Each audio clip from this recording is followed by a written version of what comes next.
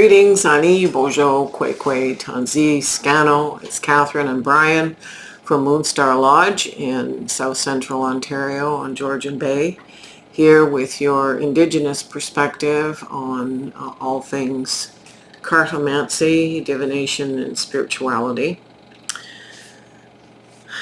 It amazes me that we're entering our 44th year of service in Indigenous arts, spirituality, and education in Ontario. It's amazing to me. Anyway, I have for us a reading for basically Christmas Day right through till New Year's Eve. We have no specific issues this week, except of course it is full moon on the 26th. So these are things that we have to be very aware of in the emotional highs and lows during a Mercury retrograde and the holiday season, which can be wonderful, it can be stressful, it can be all of it, and we just have to be present and taking ownership. So, I had Brian move the boxes away because I needed room. And now I need them back again because, you know, I wasn't thinking. All right, so as always, we have the ancestor represented by the Marigold Tarot by Amrit Brar. We have, just for fun, a Christmas Tarot. It's a majors only deck. Shaman's Dream, because that's what I do for a living and we need the shaman. Healing spirits, other kinds of spirit guides, not ancestors, speaking up. The Dream Weavers, who are a weird and wonderful spiritual mess. The Moonology Messages Oracle by Yasmin Boland. Seasons of the Witch Yule, and the Tim Burton's The Nightmare Before Christmas Tarot Deck. So, I guess we can go to these wild cards, Brian.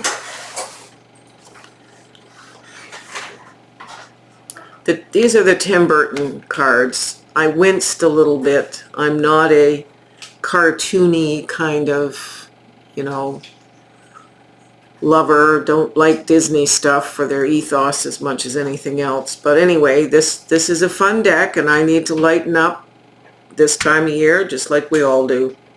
So these are the Tim Burton cards. The Ancestor card, the Christmas deck, Yule, the Spirit Helpers, the Shaman, the Dream Weavers, and the Moonology card. So we start with the Seven of Candles reversed.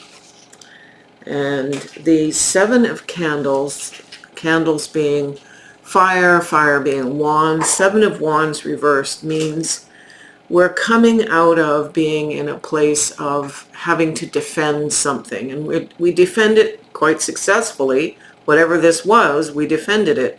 But now we're coming out of an us and them kind of situation. Sometimes these battles are internal and sometimes these are old tapes and loops from Christmases long ago going right back to childhood.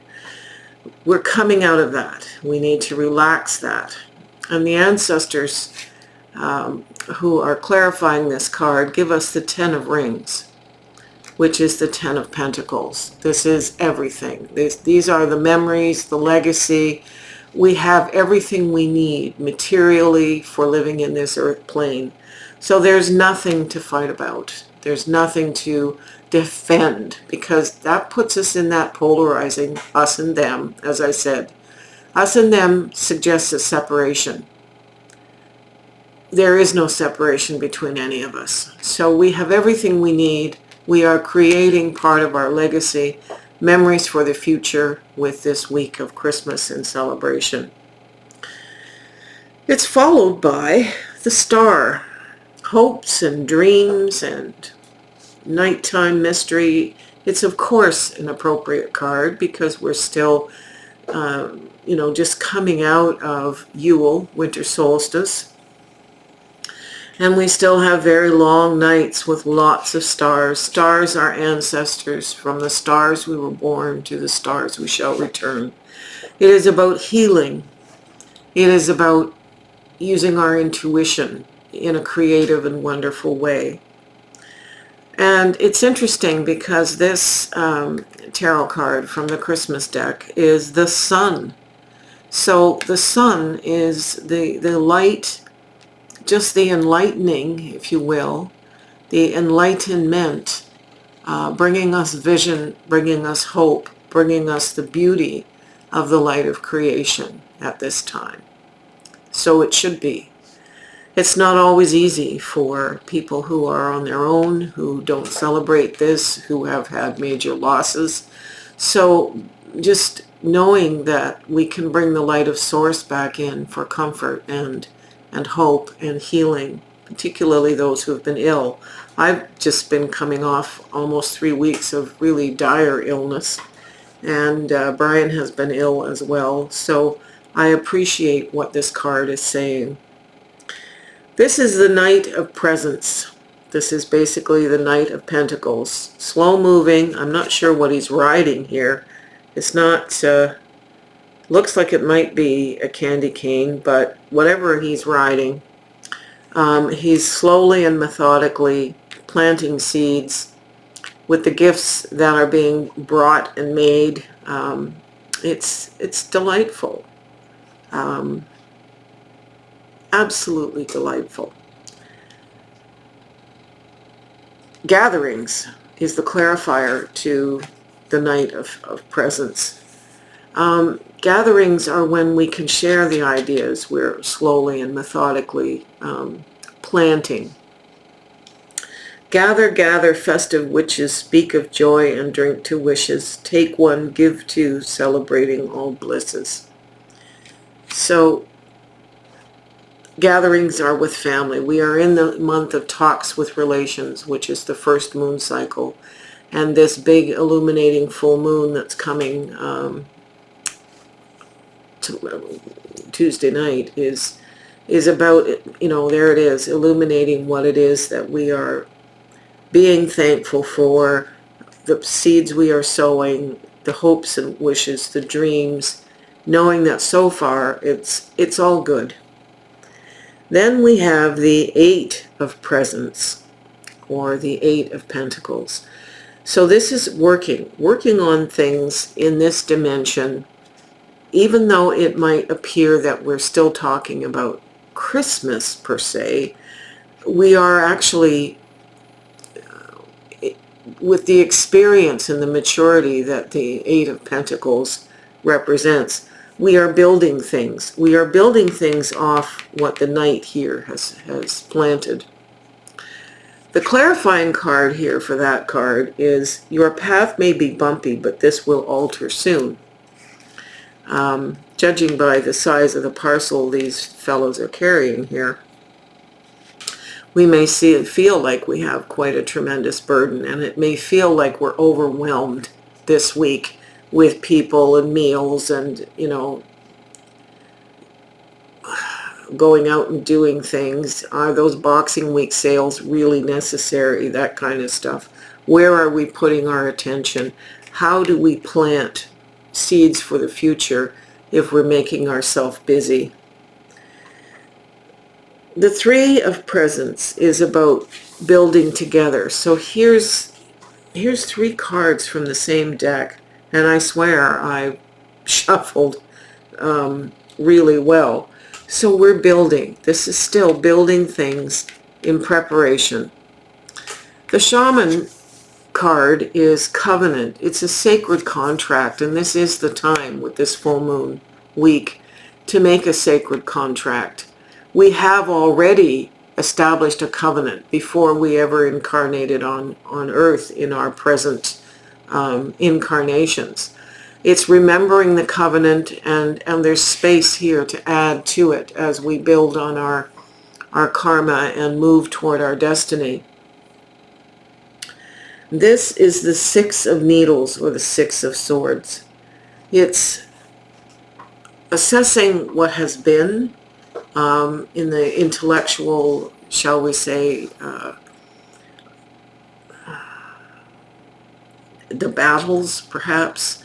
These seem to be internal, but this always says we are moving into a different perspective.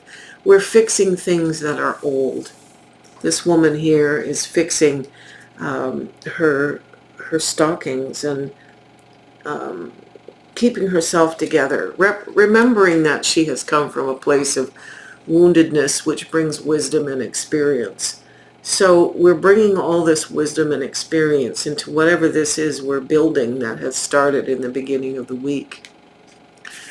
The Dreamweavers say, when you're neither here nor there, well, that's exactly what this week does between the end of 2023 and the beginning of 2024. We are neither in the past nor are we in the future yet. Sometimes the week between Christmas and New Year's causes internal stress that people can't pinpoint.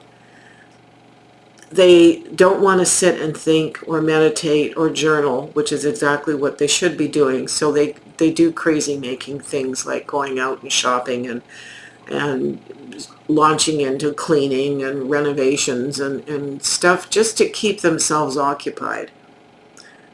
This card is asking us to stay in stillness with this. Stay in the flow of what it is that we're creating and not get weirded out by the old tapes and loops that started us off at the beginning of the week, coming out of them. The last card is the Five of Potions, which is the Five of Cups. And this is the moments of sadness, the moments of awareness of loss.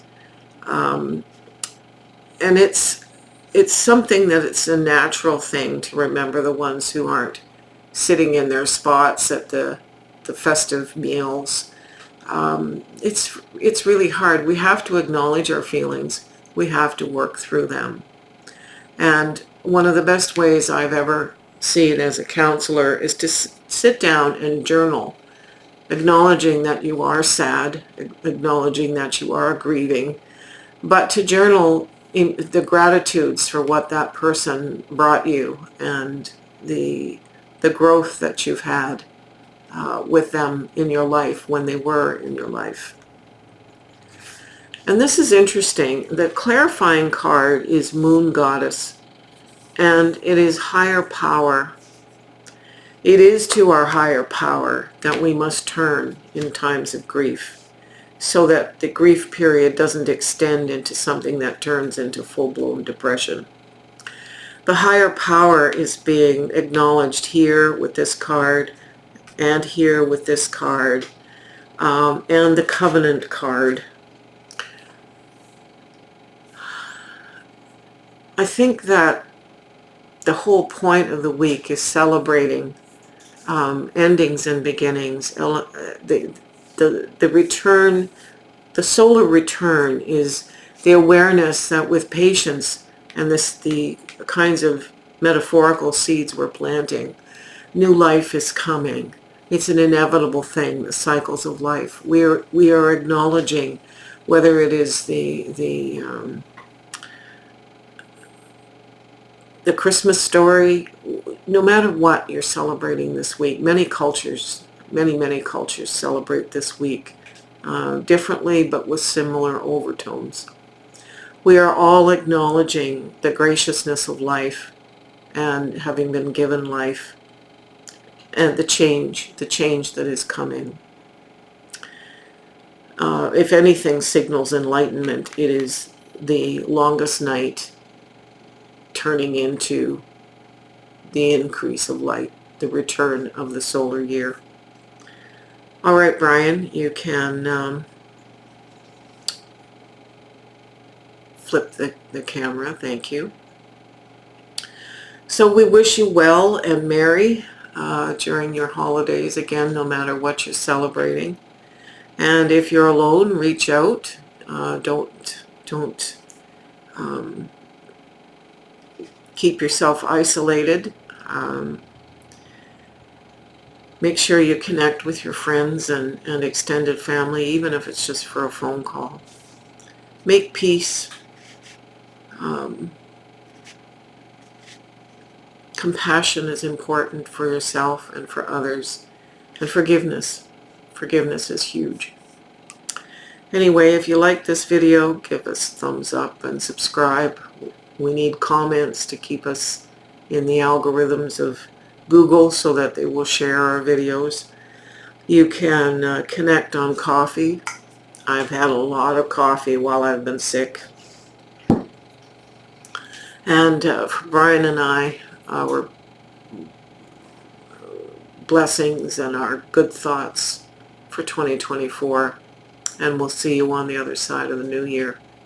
Aho.